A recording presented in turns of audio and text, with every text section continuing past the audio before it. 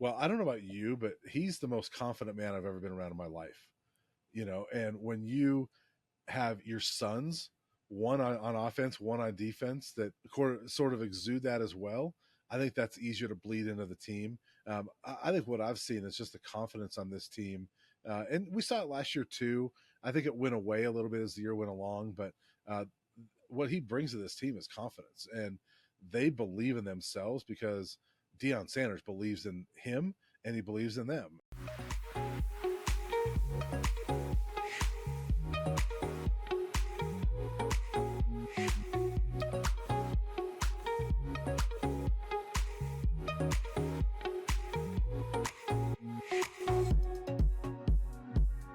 Welcome back, or welcome to Y Option. I am your host, Yogi Roth, and it is officially week 2. The anticipation is here. The games are upon us in a matter of hours, pending which team you're rooting for, or a matter of days. And we got some big ones this weekend, bringing in Jim Thornby, the co-founder of Y Option. Jim, today our guest is somebody we love, Brian Howell. He covers the University of Colorado as well as anybody in America. He's been there literally like 99% of his life in that state. I think a year and a half of it he spent covering Northern California football and basketball, right? Yep. So to that point, we're going to talk about Colorado, Nebraska. We're going to talk about Travis Hunter. We're going to go there on Shedeur Sanders and Coach Prime, Deion Sanders, and Dylan Raiola. Let's start all of us start saying it correctly. We'll be there next week calling their game after Colorado. I got a home game this week. SC coming off that LSU game we already talked about earlier this week. They host Utah State at 8 p.m. Pacific, 11 p.m. Eastern. Stay up and let's get after it. So with that, Jim, how you feeling entering week 2? I feel good, and I'm glad you that's how you kind of bridged to this, because I'm curious, because that SC win was so big, and we kind of talked about that earlier in the week. Like, how does this team avoid letting that get to their head? It's going to be a late night game. It's Utah State. It's how does a team like this keep the focus on what's going on and not get overhyped by beating an LSU squad like that? It's the number one thing that the program and Lincoln Riley talked about was at practice there earlier this week. We'll be there again tomorrow in advance of the game for the production meetings.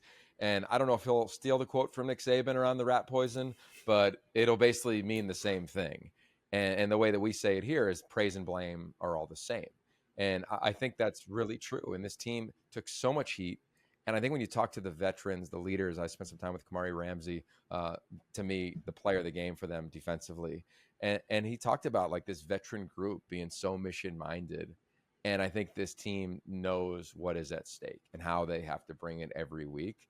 And for this game, we'll see. I think there'll be a natural letdown a little bit. And how can't there be? They're playing against Bryson Barnes. That's who I'm anticipating, at least will be the quarterback. We'll see if he or Spencer Petras walk out there. Selfishly, I mean, I hope everybody's healthy. But I'd love to see Bryson Barnes, the pig farmer, after what break out the shirts. Oh, yeah, we got it ready for the production, bro. So all the Utah fans, we know you watch this. Tune in after your game on Saturday. You got a big one. We're going to talk about that here in a minute. But yeah, it'll be fun to see how they navigate that. And I think that's the dance, right? How does Florida State and Mike Norvell, one-time Arizona State offensive coordinator, how do they handle being 0-2? How does DJU handle all the criticism and scrutiny, to your point, and SC's on the other side of that pendulum? How does Oregon handle not playing great? And I know you love this game. Boise State coming in on Saturday night on Peacock with our boy Andrew Siciliano. So with that, Jim, what are some of the things you're looking forward to in week 2 of the college football season? Well, I think, I'm glad you mentioned Oregon too, because I mean, obviously you guys did that game last week, and a win's a win. You move on to the next one, but Boise will be a different beast. We saw that running back go for 6 touchdowns, win all sorts of national awards this week. And the Ducks have never beaten Boise. I mean, when I think about Oregon and Boise State, unfortunately, the first thing that pops into my head is LeGarrette Blount. And, and just kind of things that have, happened through the, a bowl game a few years ago that they lost. Like, obviously these are 2 different teams from those, but it's for some, getting over the hump with that team. And how does that team, kind of the opposite of SC, how do they turn it up a notch to kind of to pull things ahead? Yeah, I would love to be at practice. The quote that came out in like the recap of the game from Oregon was something along the lines from Dan Lanning of he wasn't happy with the process, meaning like the week leading up to it. And this is already a physical outfit every single day. So how do they navigate that? I think that they'll bounce back. It won't be easy. They're going to face one of the best run games in the country in Boise State. I'm shocked that they've never beaten them. I think that will change on Saturday night. And a fun story about that game. What was that? That was in 2009, right? So 2009, that's, I believe, Chip Kelly's first year as the full-time head coach, his first game, right? Yeah. And it was also my first year doing media. And I went on College Football Live and I talked about whatever I talked about. And at halftime of that game, it's being hosted. This was like early on Reese Davis. He's hosting the halftime with Dr. Lou and Mark May. And I'll never forget, he like gave me a shout out at halftime. And I'm in my hotel in Kansas because I think I had like Kansas versus North Dakota State or something like that. And being like, oh my God, this guy just threw a punch in Chip Kelly's first game, who was a rock star. And this guy just said my name. And I'm at like Bob Evans' restaurant. Like, what is happening on the planet right now in college football? So that's kind of a fun story. Let's hit a couple other fun stories. The game that I'm most anticipating, outside of course the one that I'm calling, Texas Tech, Washington State. Mike Leach is going to be inducted into the Washington State Hall of Fame. I mean, you can't ask for a better opponent in that regard. The only thing, of course, that we wish was that Mike Leach would be there, right? And we miss him all of the time, especially this year with like everything going on. Jim, my phone would blow up if he was alive right now. We would circle September 10th. I think it's the night of the debates, and we might talk the whole time. Oh, right? boy. Like, because it would just be amazing. Like it'd be what this podcast is about. It's about conversation. He was one of the most conversationalists. He was a true conversationalist is probably the proper way to say that grammatically. And he was also just an icon in the sport. And I think Wazoo, again, we'll keep calling them and the Beavs America's teams. And they got a stage. Texas Tech needed a stop on a 2-point play to win like 59-57 or whatever it was in week one against Abilene. Yeah, Abilene Christian. There we go. So that'll be pretty cool to watch that one. We got Baylor, Utah, Oregon State faces San Diego State, and former Colorado OC Sean Lewis, former Kent State head coach Sean Lewis against a freshman quarterback who came from Elite 11 and Danny O'Neal. So there's a lot of storylines there. I wonder what you think about them and some other ones that will have you queued up on Saturday. Yeah, the Texas Tech Washington State one will be fun. I mean, obviously, just the Mike Leach stuff alone, and hopefully getting to see from all weekend a bunch of Mike Leach clips. I'm sure will surface. One of my favorite ones, was actually right after he passed, when you and Ashley Adamson and Bruce Feldman, had a conversation that we did for the Pac-12 Network, probably 30 minutes or so of you guys, telling stories about Mike Leach. Like, go back and find that one on YouTube. It's a great thing to watch. But as far as like that actual game, it's kind of cool too, because the two OCs, Ben Arbuckle, his mentor is the OC at Texas Tech. He hired him way back in the day. So there'll be a lot of shared experiences from that. And, Mateer obviously had a great first week. Another one that another game that you did mention, it would be fun to watch Cal go down south to play Auburn. Last year, that game was close. They had a chance. There was some concern over the weekend when Jay Knott got hurt and came out of the game. But it sounds like he's probable to play this week. So that's promising there. And what's kind of funny is Sam Jackson, who started last year as Cal's quarterback, is now a wide receiver at Auburn. So crazy. I mean, talk about realignment. I mean, not only just realigning conferences and realigning positions. So yeah, I think Arizona State is getting Mississippi State this weekend. So another formerly Pac-12 versus SC. I'm trying to, now that ASU and Cal are no longer in the same conference, you can't lump them exactly the same way together. And then also it was funny because when I was going through the schedule and trying to make some notes, I was like, wait a minute, UCLA is already on a bye? Like that really threw me off. So they've got the week off, and then they get Indiana for their first Big Ten game next week. So it's just continuing, like, these first 3 weeks, it's always crazy. I can always remember, like, in our Pac-12 days, and it would just be like, wall to wall, game after game after game, and you're watching 6-7 games at the same time. So you're still trying to now pick bits and pieces from each game as the day goes through. Yeah, that's well said. I'm really looking forward to watching, as if you follow Y Option, we had our first annual Go Awards presented by 76.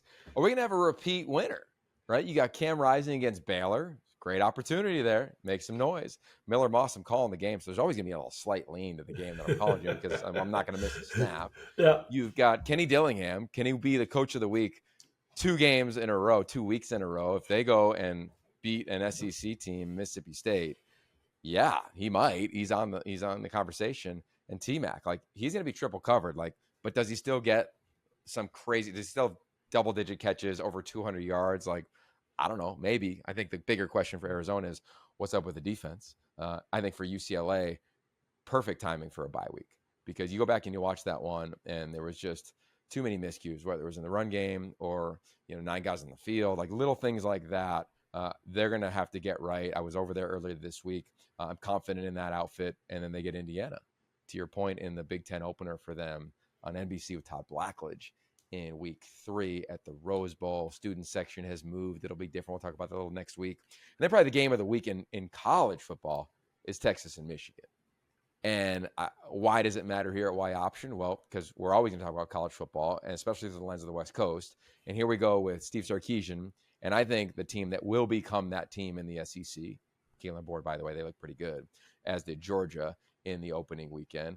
They go to Texas to face a defense that I thought, when I turned that on film on Sunday, it looked like they were in like 2x speed. I was just like, whoa, Mason Graham and company, this defensive line, this secondary. So how does Texas match up? I think it'll be a great element. And then what's going on with Michigan at quarterback, right? Do they go with their starter, who has one of the best stories I've ever come across in all of college football? Who's playing there? Does Alex Orji get some more burn? Is it Davis Warren? Davis Warren, Southern California native, was diagnosed with leukemia, was a COVID recruit, so didn't really get a season. And then he walks on, and he led the defending national champs out through that tunnel in the maize and blue. I mean, find a story that won't warm you up more than that. So excited to watch him against the Texas defense that lost a bunch of guys in the NFL. So bunch of stories there. But if you are a Big 12 fan, old school or new school, if you are a Big 10 fan, old school, new school, if you just love college football. A Big 8 fan. Big 8 fan. Thank you, Jim. There you go. Oh, my God. Can you imagine an era where, like, the league had the amount of teams that had the representative number beside it? Never going to happen again. That was always my old joke back in the day with the Pac-12. You know, we were the conference that could count. We knew how many teams were in the league, and that reflected in the name. Nowadays, it's all there's not a I don't think there's a single conference that has a number in its name that has that number of teams in that conference. So, it's all branding, allegedly. It's all branding, baby. It's all branding. I love it. Okay, so that's what today's conversation is about. It's Brian Howell. He covers Colorado better than anybody in America. He's been on this beat for the majority of his lifetime. His insight and expertise into the Buffs and Nebraska, and one of the greatest rivalries in the history of our sport as we continue to celebrate the game, is presented by our founding partner, 76. I think you'll truly enjoy as we dive into all things Coach Prime, Shedeur Sanders, Travis Hunter, Dylan Raiola, and company as Colorado visits Nebraska. Here's our conversation with Brian Howell, presented by 76. As mentioned, here it is, Brian Howell. To me, like, you have many titles, but you're just like the guy, the go-to when it comes to Colorado, anything, specifically Colorado football. And that's where we sit today in week 2, Brian. Welcome to Y Option. You've got a game in Lincoln, Nebraska. Lots to talk to you about today, man. Thanks for the time. You bet. Thanks for having me. It's always good to talk to you. And I was glad to catch up with you at Big 12 Media Day in Las Vegas this summer. Weird that it was a Big 12 Media Day, but it was still nice to see you. Yeah, it's always great to see you. Before we get into the nuts and bolts of the conversation, I just want to say, like, my favorite part about you was every year I would see you and your son on, in the media section at a game, whether it was in Seattle, whether it was in Boulder, whether it was in Arizona. And it was really cool. And I think, like, you do this long enough, like, you get to know people beyond their byline or beyond their Twitter handle. And it has been such a joy to get to know you over the years. And you inspired me this past spring. I took our oldest son with me to the Oregon Spring game. So I was like, That's okay, awesome. come on, Brian's doing it. I can do this too, man. So I wonder, like, what impact have you felt that has had on yourself or maybe him? And do you continue to do that? Yeah, he's actually one of 4 kids that we have. He's just the one that's the most into sports. And I've made it a point of all 4 of my kids have been on a work trip with me at some point. And so my oldest son got to go a couple of times, and my daughter went a couple of times. She's now a freshman at Utah State.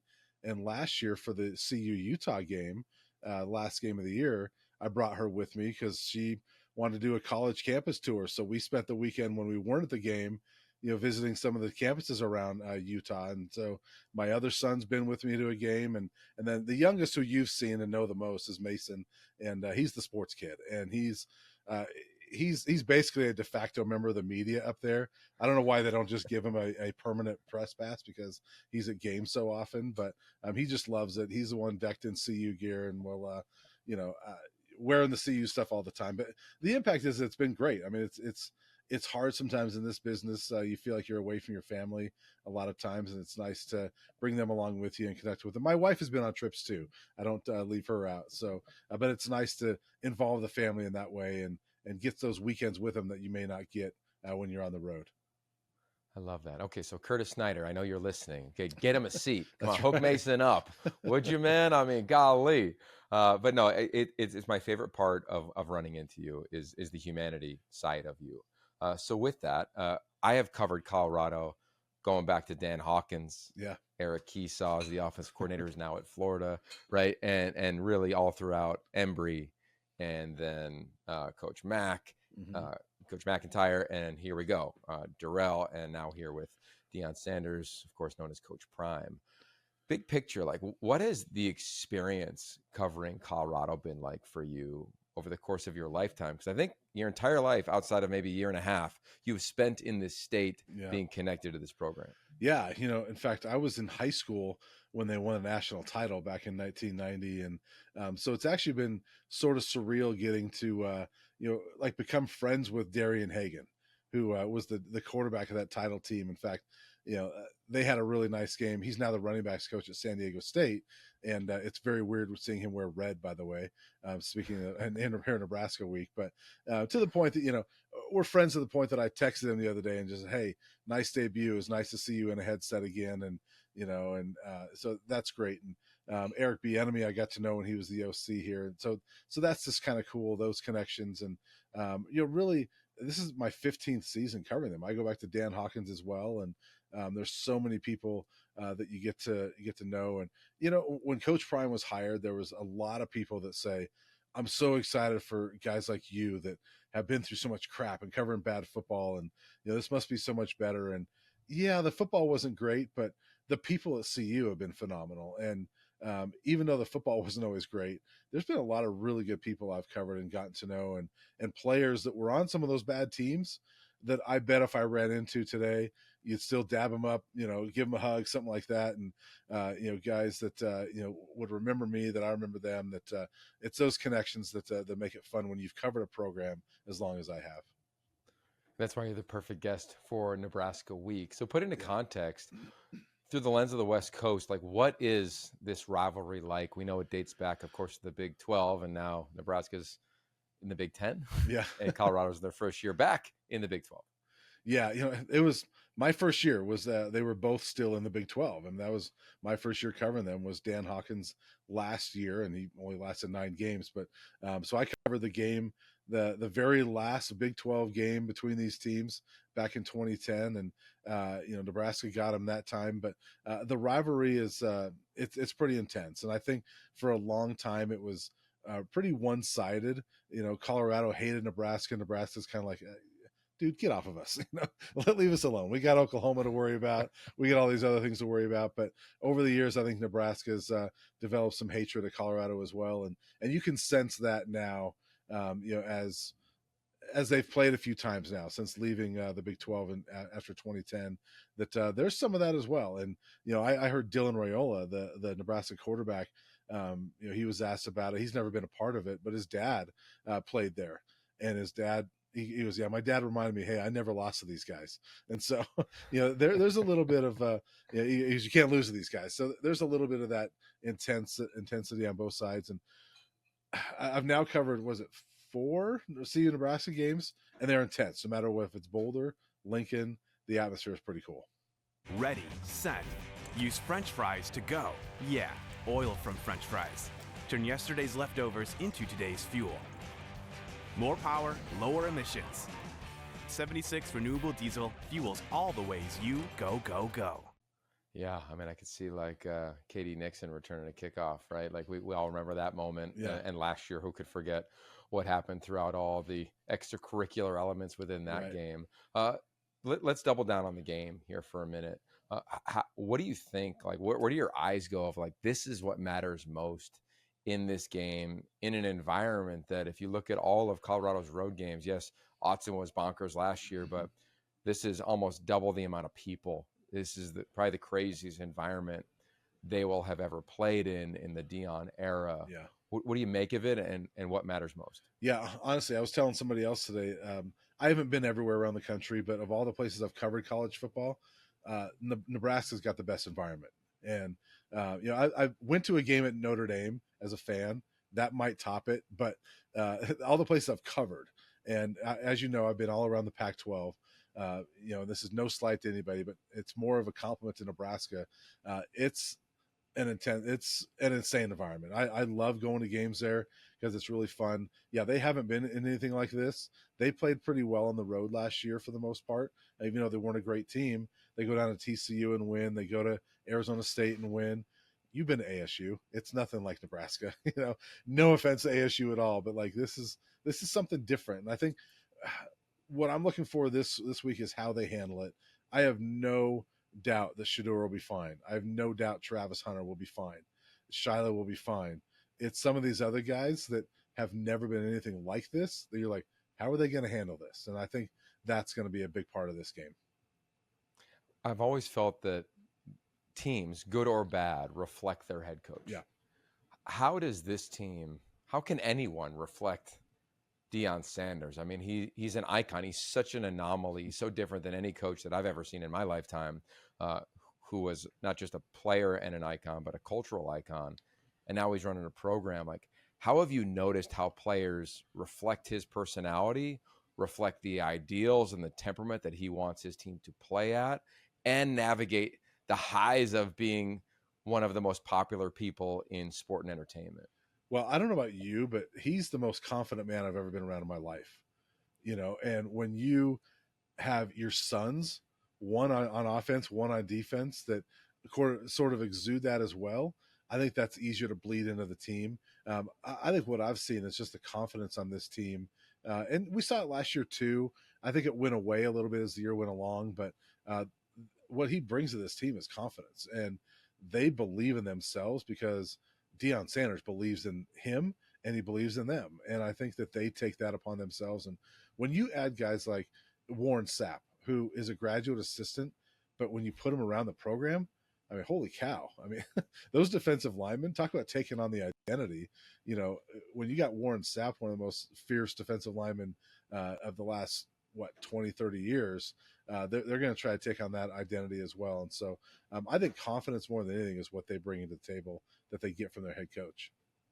Yeah, because I think when people from the outside look at Colorado, they probably use a different word. They might say cocky instead of confident. Mm-hmm. And that there's a difference as a performer, right? There's that edge, that razor's edge that we talk about here all the time of like, you got to play on that.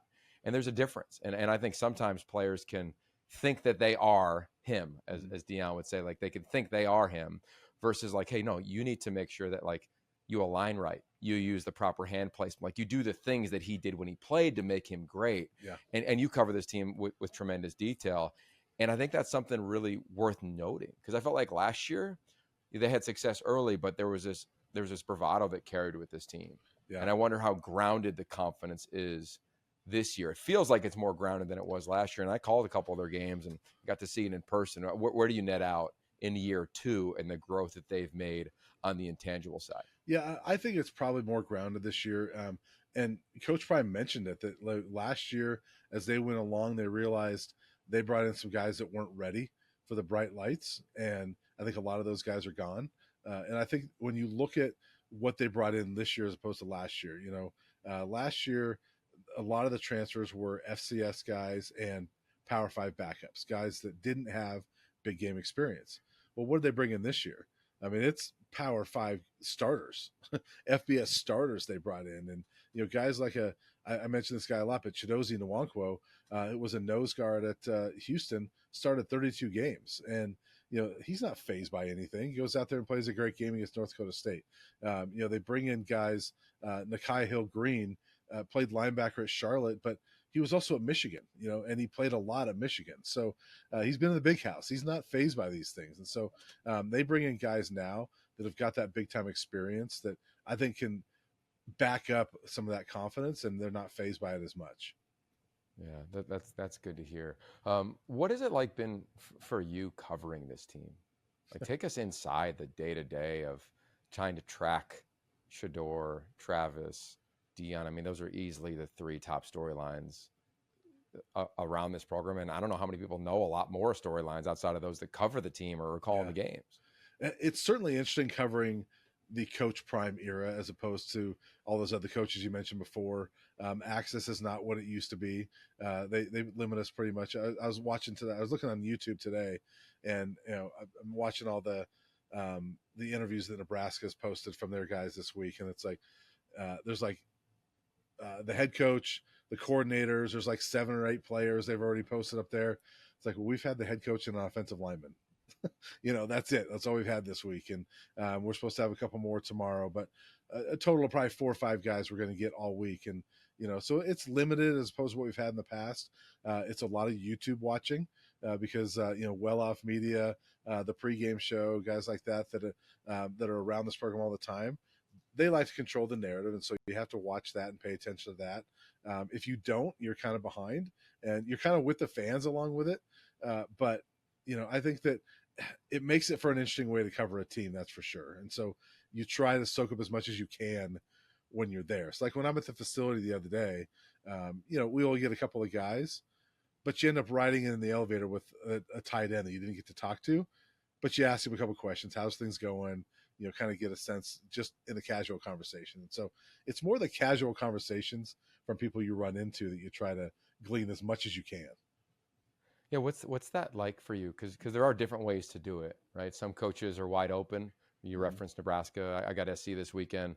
I feel like they've got 10 players available every week. Yeah. Where do you net out on what's best for the team? Where do you net out on controlling an environment or a narrative, as you referenced?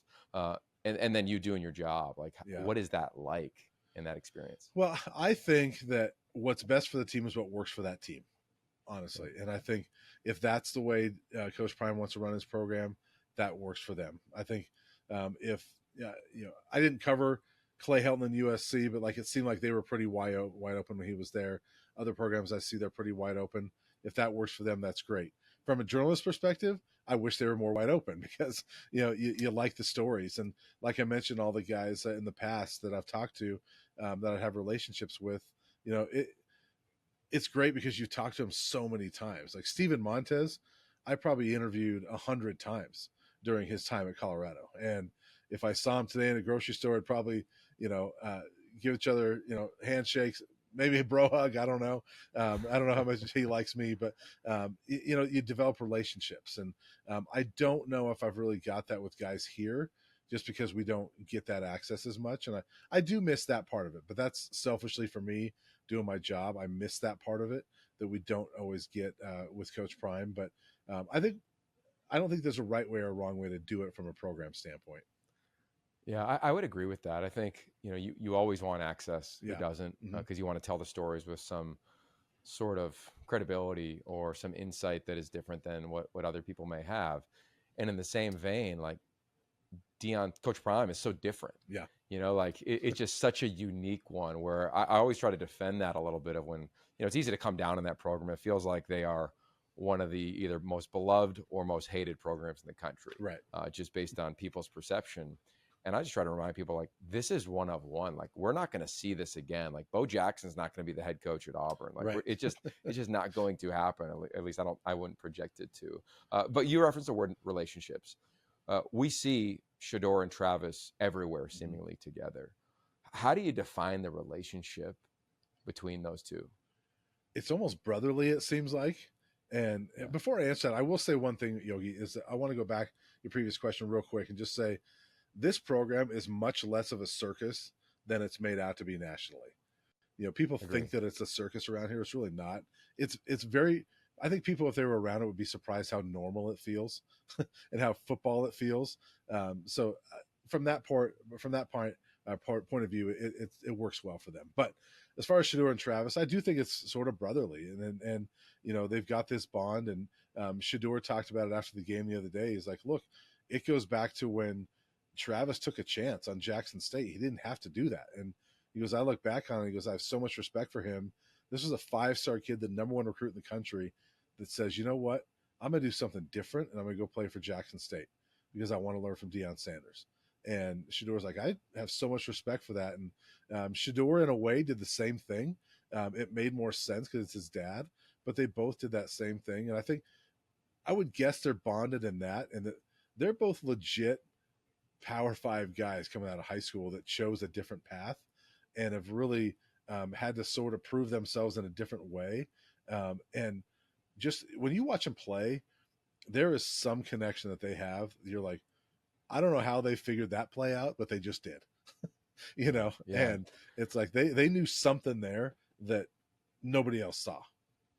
Yeah, they're really gifted. I mean, we've all covered the same quarterbacks at Colorado, and it's easy to say Shedeur is the most talented one to grace those practice fields. Mm-hmm. But when I think of all the quarterbacks that we've been able to cover, his anticipation, his accuracy, I think he's got a toughness to him clearly that we saw on display in the first game. We saw all last season. I'd imagine he's had that his whole life, and it's just unique. And I think to your point at Travis, not only the Jackson State thing, but to me coming to Colorado. Yeah, like that showcased the trust that he had in Deion. So to your point of it not being a circus, like when players of that caliber are making decisions, you've been around a few of them. I've been around a few of them.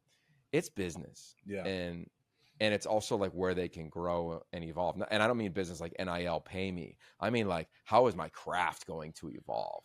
So to that point on Travis Hunter and his craft, like how long can he go playing 120 plus snaps? Like you look at their schedule and I don't see a game that's like, they'll be up by 30 at halftime. Like they don't have that. That was kind of the opener per se, and that wasn't the case against North Dakota State. Yeah, it's interesting, and you're right about the business decisions because, I know you're asking about Travis, but Shedeur made a really good point at Big 12 Media Day. He's like, look, NIL is great and everything, but I'm trying to set myself up for making the real money when you get to the NFL. That's what Travis is doing. That's what Shedeur is doing, and Shedeur or Travis, I think he can do it as long as he wants to do it. I don't know if the NFL is going to allow him to do it, but Deion Sanders will, and he'll do it all season for 120 snaps. And I did think, all right, they're deeper at corner, they're deeper at receiver than last year. There's now opportunities for Travis to take a breather. He missed 2 snaps the other day, and one of them, one of them was because he caught a pass. And as he went down, his helmet came off. And you know the rule, you have to come off for a play. That was one of the snaps he missed. It's because he had to by rule. So he missed one other snap the entire night, offensive defense. And so, I thought that was a night to get a breather. I thought they would start giving more breathers to him. But no, he played every defensive snap, all but 2 offensive snaps. And, I think he can do it as long as he wants. One of my colleagues remarked, post-game press conference, he comes up there. It's the first time we've talked to him since the post-game at TCU last year. He doesn't do media. And so he gets up there, and, it's shortly after the game. They've showered and everything, but usually guys, they still got the sweat going because it takes a while to get that done. There was not a bead of sweat on Travis. It's like he just came from a math class or something like that and was heading home. So he's a pretty impressive. Oh, God, I wish it was. I think it's October 19th. They go to Arizona. Him and Tetero McMillan, I will be glued, as you will be, to every single snap. They got a long ways until then. This game against Nebraska, last year, it felt kind of personal, right? I think that it felt Colorado was kind of personal early on in the season. It was such a big statement in that win against a team that had just played in the national championship. Right. It feels like, to your point, like it's toned down, compared to where it was the first 3 weeks of the season last year. It was all Colorado, and it didn't feel like a circus per se, but it was a show. Yeah. Right. Now, it's a show every time they go anywhere. People want to see Right. them. They want to reach out and touch them. It's going to be that this weekend. How do you feel around, you referenced the arena that they're going to walk into, in that stadium, which is just packed, and all of the rivalry elements to it? How do you think they're going to navigate like the emotions of that? And who is the one that can keep that ship steady? Because I also think like the Stars are also somewhat emotional, right? Yeah. And they are catalysts to that type of play. Well, I on the field, I think Shedeur and Travis are the two that'll keep it that way. I think that, like I said earlier, they're not going to be fazed by any of that stuff. And I almost think that it helps Colorado that very few of them really understand this rivalry. They didn't grow up in it. There's hardly any Colorado-born guys on this team. And so, they didn't really grow up in this rivalry. So it's not like there's no inherent hatred for Nebraska because they didn't grow up around it. And so I think that almost helps them. But on the field, I do think Shedeur is super cool. I think he keeps his calm. I think Travis is not fazed by a whole lot. You got guys there that are, Coach Prime likes to use this term, they're pros. I think there's a lot of guys with that sort of that pro mindset. Like, hey, we just got to play football. I mean, this is what you do.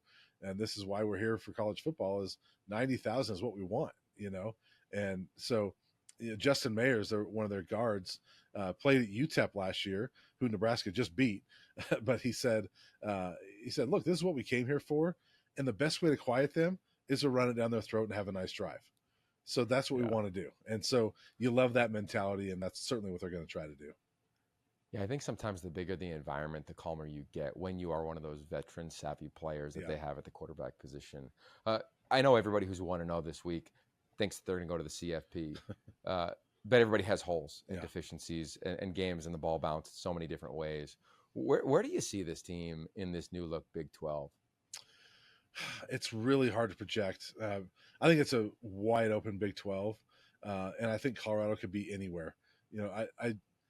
I think that, to me, a bowl game is their floor, and I think that their ceiling is, if things go really well, they can compete for the title in the Big 12. I really think they can, but it's going to be tough. I almost look at the Big 12 as kind of different tiers, and I think Utah, Oklahoma State, Kansas, Arizona, to me are like kind of those five that are like, okay, those are the front runners. Those are the five, and pick a name out of a hat. Any one of them could win it. But then I think there's this other group of five: UCF, Iowa State, Colorado's in there, Texas Tech. There's different teams I'm probably leaving out, but they can jump in there too. I think that with if the ball bounces the right way, they can be in there too. I think there's only a handful of teams in this conference that can't win it because I don't think they're good enough. But I think there's probably 10 teams that could win it. Yeah. Before we get you out of here, a couple more, and really appreciate the time, Brian. I look at the Big 12 now, and it reminds me of the Pac-12 in years past, with just a bunch of really good teams. Yeah. And then the country doesn't really respect the concept of a bunch of really good teams. They want a premier team or two at the top, a la Georgia, Bama, a la Ohio State, Michigan, Oregon now, et cetera, et cetera. Do you co-sign on that theory? And if so, how has the Big 12, or will the Big 12 in your eyes, like, market? I know they've tried to say it off the bat at media days of like it's the deepest league in the country, and it might be.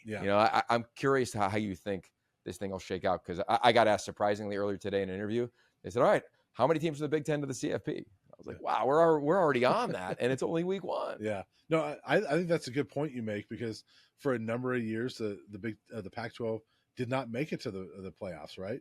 When it was a 4-team playoff, and they were kind of out of it by November because they had their best teams had 2 losses, and I think if there was a 4-team playoff, nobody would project anyone from the Big 12 going to the playoff, right? I look at the best teams in Utah, Oklahoma State, in my opinion. I don't see them as top 4 teams, but somebody's going to be in there because it's a 12-team playoff. But I think that the parity is similar to what the Pac-12 was in years past. And I think the way you market it is just the great football every Saturday. I mean, I think there's going to be a lot of really good games every Saturday in the Big 12, and games that matter, because I think there's 10 teams that could win this conference. And this race could shift every single Saturday, where all of a sudden you're like, oh, UCF? Okay, I didn't think about them. But week 6, you're like, they might win this thing. And then a couple weeks later, they're not in it. But Kansas State, wow, okay, they're really good. So I think there's a lot of really good teams to watch out for. And I think they'll be dangerous when you get to the playoff. Yeah, when I look at this game this weekend, Colorado and Nebraska to me are very similar. They're kind of in that next group of teams within their respective league. Ton of excitement, anticipation. We referenced Colorado. You referenced Dylan Raiola, excuse me. He's an absolute prodigy, you could argue, in terms of his capability. But you got to go do it. How do you think this game nets out? What do you think is the deciding factor among the Buffs and Nebraska? I think the deciding factor is going to be Shedeur Sanders. And I think that when you have the best quarterback on the field, you've got a shot to win every week. I think he's going to be the difference this week. I certainly think Nebraska can win this game. Them being at home, you almost have to give them an edge in a lot of ways. But when I look at quarterback, Dylan Raiola is really good, but he's a 5-star freshman making his second start. Shedeur Sanders is making like his 4 millionth start or whatever it is. He started almost every game since he was like 12 years old. And so I give the edge to them. I think it's going to be a really good football game, but I'm going 30-27 Buffs in this one. And it's going to be a fun game. 30-27. Is Mason coming with you? He's not. Oh, damn. No. All right. That might be the deciding factor if he was, but he won't be there with me. Okay, cool, man. Well, I can't wait. Love watching your content. Love watching this team progress. Selfishly, it would be a really fun if it was a tight game. Nebraska wins, because we're calling them the following week. So keep that momentum going. But either way, I know you're going to be covering it at an elite level, which is what you always do. Brian Howell, thank you so much for the time. Appreciate you coming on Y Option, man. Thanks. Anytime, Yogi. It's the Afterglow. That's right. After every single conversation, Jim Thornby and I dive into the lessons learned, things we wish we would have asked. Of course, the conversation with Brian Howell, who is just an absolute rock star when it comes to all things Colorado. You can find him at Buffzone and many other places. Give him a follow on social media at Brian Howell 33.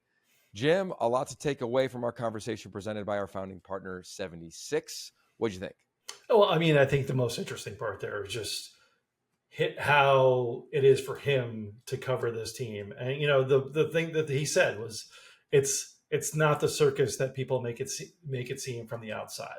And that's the thing. When you're not there every day, it's hard to really get that sense of what it is. But all it is one clip here or one clip there. And it just, because of who Deion Sanders is, it just, everything attracts so quickly. I mean, we've had this conversation the other day off the air. It's just like, a lot of the big name coaches in college football, were not famous before they became that. Deion Sanders was a superstar. I mean, not just in sports. I mean, he even had music and everything. Like, he was everywhere. So it's only natural for him to just attract attention and not even, I mean, whether or not he's doing it on purpose or not, I mean, who knows? Because he just has that magnetic personality that attracts people. I mean, that's why you see all last year, you see The Rock coming to his games. Like, I mean, it's just like that level of stardom there. So it's good to see that. I'm sure for the media members that cover them on a daily basis, for the guys that work, like Curtis Snyder in the SID office there at Colorado, that it's not what it seems from the outside for those people that are living it every day.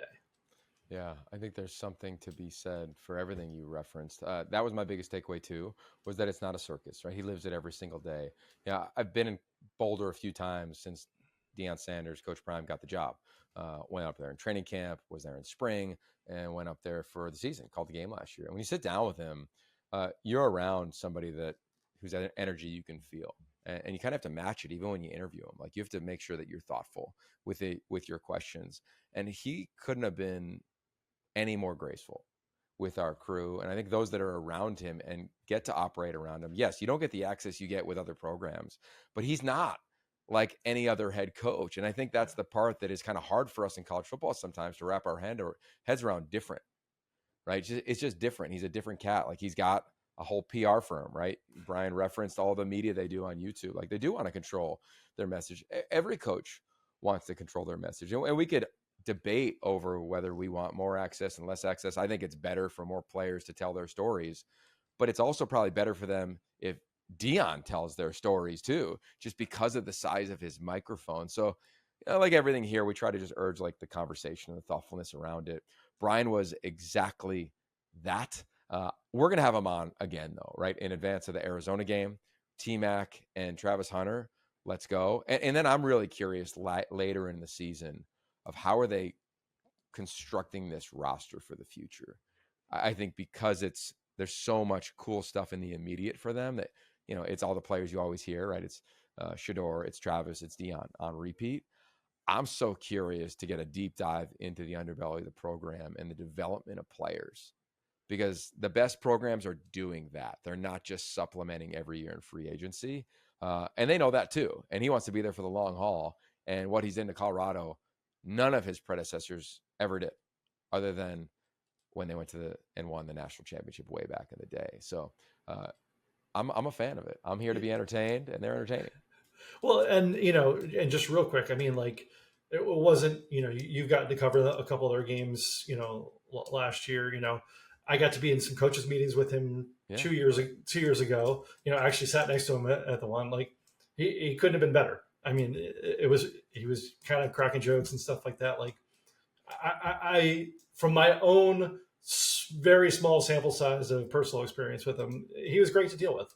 But now we're back on the outside looking in, and excited to watch this game on Saturday. It should be fun.